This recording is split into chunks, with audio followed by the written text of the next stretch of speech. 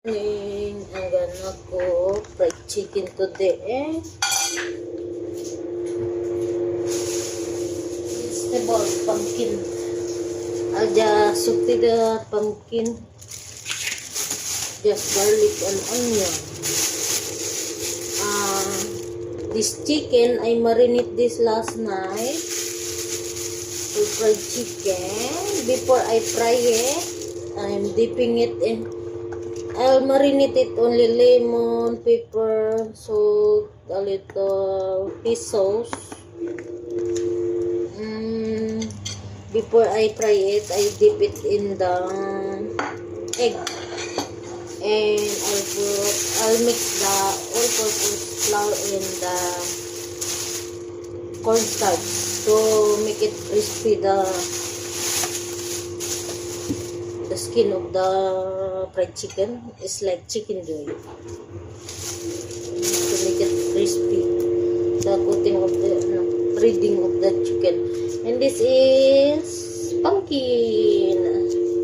Pumpkin is rich in vitamin, mineral, and antioxidant, high in fiber, good for the skin, and low calories, good for diet, and high in fiber, and also good for eyesight, good for skin,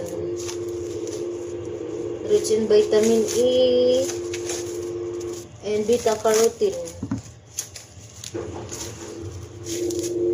This is my menu today because I'm allergic with chicken and I miss to eat pumpkin. That's why I decide to cook pumpkin today.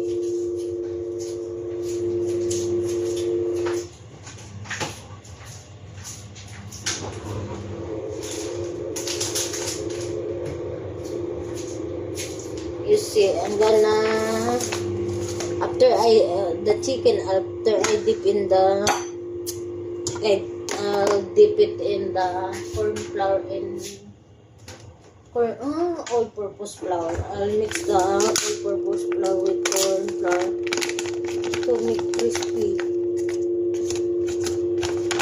The breading of the chicken will be crispy.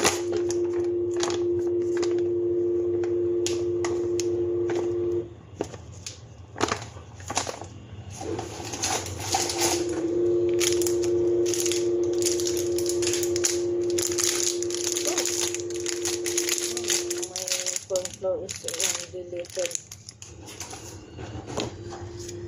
This corn flour to make it crispy, the breading of the chicken. Then after I put this in the flour,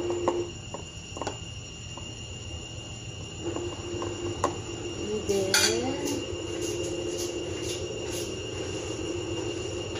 the pan is hot, and put oil and make the oil hot before you put the chicken. Should be deep fried.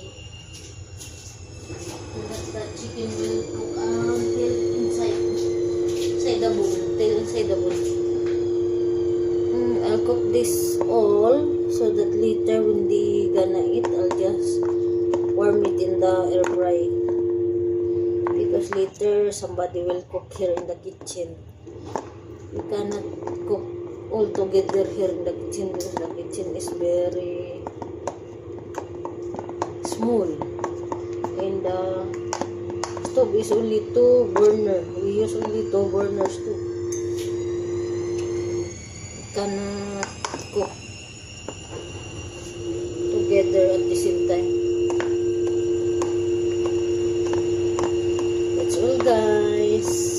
Menu to the fried chicken and a pumpkin, vegetable pumpkin. I'll just eat the pumpkin because I won't eat the chicken. I'm allergic with chicken. I have skin allergy every time I eat chicken.